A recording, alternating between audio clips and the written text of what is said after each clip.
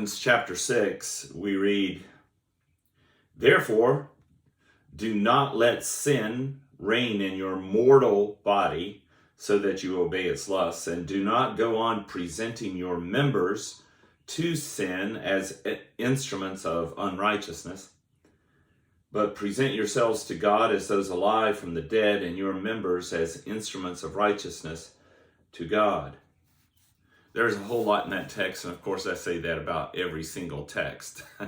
But this morning I just want to point out something. It says, "Therefore do not let sin reign in your mortal body."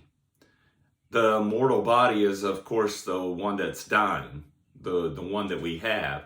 So if you're like me, and you are, and maybe not exactly, but you are like me, every day of your life you get older, and every day of your life there are more things that are deteriorating, and there are more things that are not working the way they're supposed to.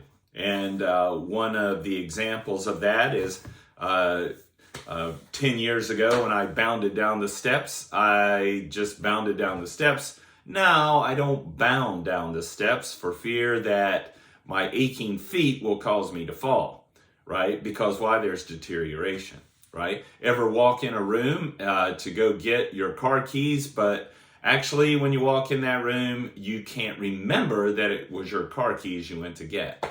Of course, or whatever item it might be. Of course, we all know about that. The point is that we are in a mortal body, and we're not supposed to let sin reign in a mortal body.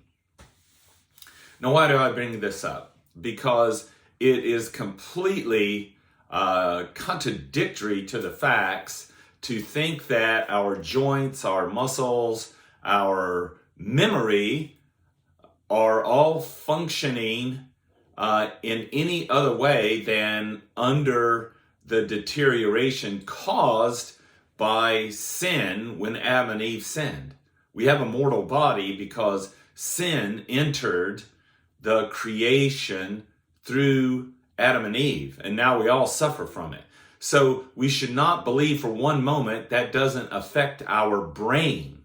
Yes, the physical organ of our brain is affected by the presence of sin and death in the created order. Now, the point is that means our brains don't function like God created them to function. They just don't. So when we read a biblical statement, and in that biblical statement, I'm going too far past my time.